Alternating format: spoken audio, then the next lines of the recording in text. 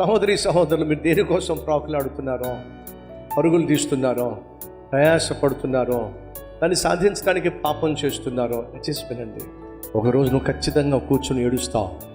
చిచ్చే, దానికోసం అలా ప్రయాసపడకుండా ఉండాలి. అతని కోసం అంతగా ప్రయాసపడకుండా ఉండాల్సింది, ఆమె కోసం అంతగా పరుగులు తీయకుండా ఉండాల్సింది, ఆ చదువులు తగలేసుకోకుండా ఉండాల్సింది, గొడవలు పెట్టుకోకుండా ఉండాల్సింది, విడిచిపెట్టకుండా ఉండాల్సింది, వేరు కాకుండా ఉండాల్సింది అని ఏడుస్తాం.